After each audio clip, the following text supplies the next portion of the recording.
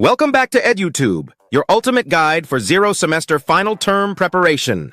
In our last two videos, we covered Lecture 17 and Lecture 18, and today we're diving into Lecture 19, where we'll discuss the fascinating world of matrices. Remember, we cover one lecture in each video to make learning as easy and efficient as possible. Stick with us till the end and you'll get a complete, simple breakdown of matrices. No confusion, no stress. Introduction. You may be wondering, why do I need to study matrices? Where do we even use them? Great question. Well, let's put it this way. Matrices are everywhere. Whether you're analyzing data, working with computer graphics, or solving real-world problems, matrices are an essential tool for organizing and manipulating large sets of information. From economics and business management to computer graphics and data analysis, matrices are crucial for handling large amounts of data efficiently. By mastering them, you'll not only ace this exam, but also gain valuable skills that are useful in many fields beyond math. But don't worry, even if you have zero math background, we're going to break it down step by step so that you can easily understand what matrices are all about. Let's get started. What is a matrix? A matrix is simply a rectangular arrangement of numbers arranged in rows and columns. Matrices are typically enclosed in brackets, and the plural of matrix is matrices. To make it clearer, think of a grid or table filled with numbers. The size of this grid is called the dimension of the matrix. Matrices are usually represented by capital letters like A, B, or C dot. For example, here's a simple matrix. A equal sign, 1, 2, 3, 4, 5, 6. This matrix has 2 rows and 3 columns, so we call it a 2/3 matrix, pronounced 2 by 3. Real-life example of matrices. Let's bring this into a real-world example to make it even clearer. Imagine you own a clothing store and you want to keep track of how many items you have in different sizes. Here's a table showing the quantities of t-shirts and pants. We can represent this data as a matrix. B equals sign, 1034 40 12, 1825 29 21. This matrix helps you organize the data neatly and efficiently.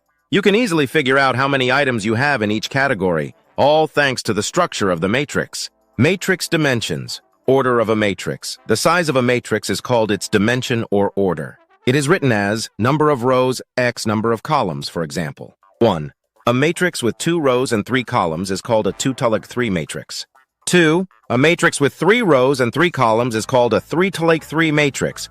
Types of matrices. There are different types of matrices, each with its own characteristics. Let's go through the most common types. 1. Row matrix. A row matrix has only one row. Example, a equal sign. 3, 5, 7, 9. 100x4 matrix. This matrix has 1 row and 4 columns, so it's a 1x4 matrix. 2 column matrix. A column matrix has only 1 column. Example, B equal sign, 8, 2, 5, 3x1 matrix. This matrix has 3 rows and 1 column, so it's a 3x1 matrix.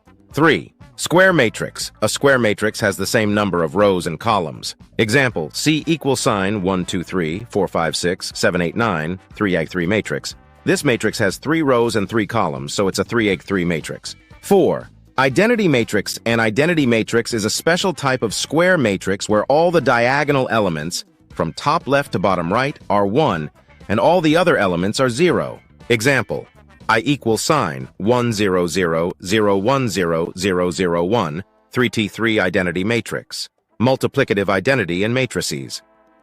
Now, let's explore a concept called multiplying by the identity matrix. In real numbers, when you multiply any number by 1, it doesn't change the value. For example, 5x1 equals sign 5. Similarly, in matrices, multiplying any matrix by the identity matrix doesn't change the matrix. Example, let's say we have a matrix AA equals sign 2 minus 1 minus 3, 4.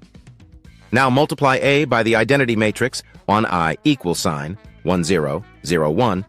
The result will be AXI equals sign 2 minus 1 minus 3, 4. As you can see, AXY equals sign A, which means multiplying by the identity matrix leaves the original matrix unchanged. Why should you care about matrices? Matrices are not just abstract concepts. They are used in many real-world applications. 1. Economics. Matrices are used in financial analysis to model and predict financial markets. 2. Network analysis. In social media and algorithms like Google search, matrices are used to analyze relationships between different entities. 3. Decision-making. In business, matrices help with decision-making by analyzing multiple factors at once. 4. Computer graphics. Matrices play a crucial role in creating animations and video games. 5. Data science. In machine learning and AI, matrices are used to handle and manipulate large data sets. So learning about matrices opens up many doors beyond just passing your exam. Recap: today we covered 1. What a matrix is and its dimensions. 2. Real-life examples of how matrices are used. 3. Different types of matrices: row, column, square, and identity matrices. 4. The concept of the multiplicative identity in matrices. This is an essential topic for your MATH001 final exam, so make sure to revise these concepts well. What's next? In our next video, we will move on to Lecture 20. Make sure you subscribe and hit the notification bell so you don't miss it. Also, don't forget to check out our previous videos on Lecture 17 and 18 for a complete revision. If you found this video helpful, subscribe, and share it with your friends to support EduTube. Good luck with your final term preparation.